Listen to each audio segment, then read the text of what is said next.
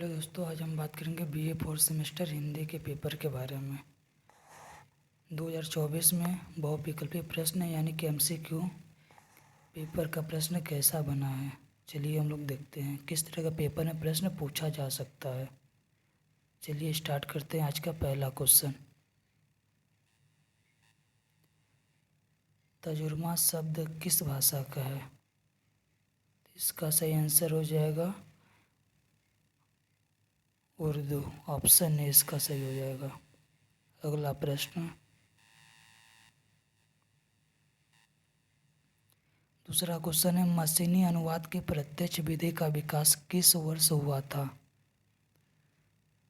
मशीनी अनुवाद की प्रत्यक्ष विधि का विकास किस वर्ष हुआ था?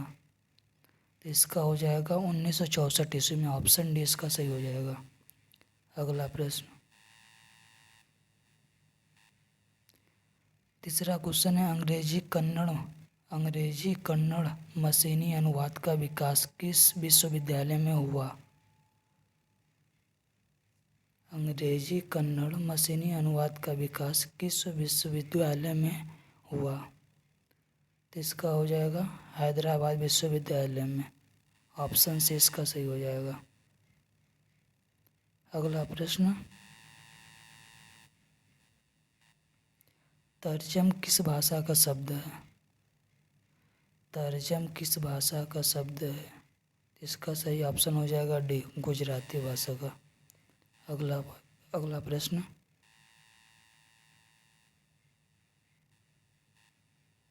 अनुवादक का गुण है कुशल भाषा ज्ञानी, शैली का समुचित ज्ञान, निष्ठावान या ये सभी। इसका सही आंसर हो जाएगा डी, ऑप्शन ये सभी। अगला प्रश्न, वद धातु का अर्थ है बोलना। ऑप्शन बी इसका सही हो जाएगा। अगला प्रश्न, न्याय शास्त्र में वाक्य के प्रकार बताए गए हैं। न्याय शास्त्र में वाक्य के प्रकार बताए गए हैं। तो इसका सही ऑप्शन हो जाएगा ए, 3 प्रकार बताए गए हैं। अगला प्रश्न, विचारों को एक भाषा से दूसरे भाषा में रूपांतरित करना अनुवाद है। यह परिभाषा किस विद्वान की है? तो इसका सही आंसर हो जाएगा ऑप्शन ए, देवेंद्रनाथ शर्मा। अगला प्रश्न, तेलुगु भाषा में अनुवाद के लिए शब्द है। इसका सही ऑप्शन क्या होगा? तेलुगु भाषा में अनुवाद के लिए शब्द है। इसका सही ऑप्शन हो जाएगा डी, अनुवादर। अगला प्रश्न, नायडा ने अनुवाद प्रक्रिया के कितने चरण स्वीकार किए हैं? इसका सही ऑप्शन हो जाएगा ए, 3। अगला प्रश्न, आंग्ल भारती का विकास किस वर्ष हुआ था? आंग्ल भारती का विकास किस वर्ष हुआ था? इसका सही ऑप्शन हो जाएगा बी, 1994। अगला प्रश्न, भारतीय मत के कितने उपवर्ग हैं? इसका सही आंसर हो जाएगा ए, ऑप्शन 2। Option A 2। अगला प्रश्न, लिपि अंतरण का संधि विच्छेद होगा। तो लिपि अंतरण का संधि विच्छेद क्या होगा?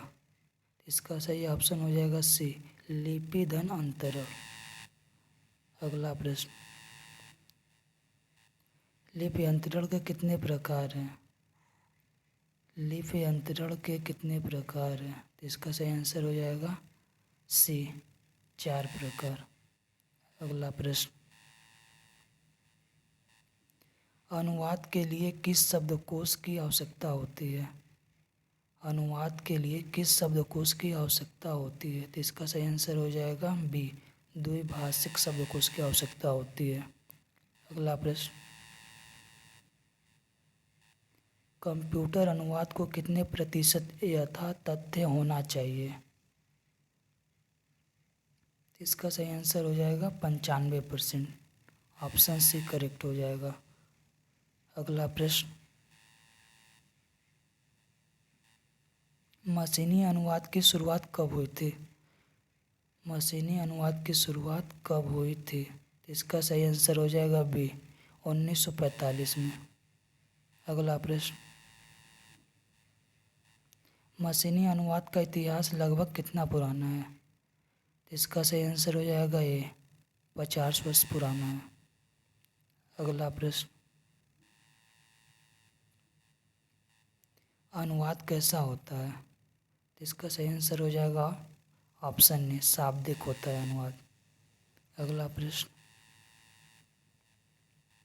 अनुवाद किस भाषा का शब्द है?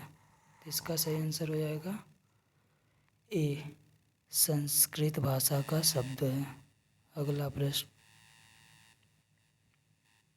वर्तमान में अनुवाद शब्द किसके पर्याय के रूप में प्रचलित है? ट्रांसक्रिप्शन या ट्रांसपेरेंट या ट्रांसलेशन या इनमें से कोई नहीं। तो इसका सही ऑप्शन हो जाएगा सी, ट्रांसलेशन होता है अनुवाद का इंग्लिश रूपांतरण। अगला प्रश्न, अनुवाद को विज्ञान के रूप में किसने प्रतिष्ठित किया है? अनुवाद को विज्ञान के रूप में किसने प्रतिष्ठित किया है? तो इसका सही आंसर हो जाएगा बी, नायडा ने। अगला प्रश्न, अनुवादक कितने प्रकार के होते हैं? अनुवादक कितने प्रकार के होते हैं? तो इसका सही आंसर हो जाएगा बी, 3 प्रकार के होते हैं। अगला प्रश्न, प्राकृतिक विज्ञान संबंधी साहित्य के अंतर्गत आता है? प्राकृतिक विज्ञान संबंधी साहित्य के अंतर्गत आता है रसायन विज्ञान के अंतर्गत या भौतिक विज्ञान के अंतर्गत या गणित के अंतर्गत या फिर उपयुक्त सभी। इसका सही आंसर हो जाएगा डी, उपयुक्त सभी। अगला प्रश्न, भावात्मक साहित्य में आता है कविता, आता है नाटक, उपन्यास या फिर उपयुक्त सभी। इसका सही आंसर हो जाएगा डी, उपयुक्त सभी आता है भावात्मक साहित्य के अंतर्गत। आज के लिए इतना है बस, धन्यवाद, थैंक यू।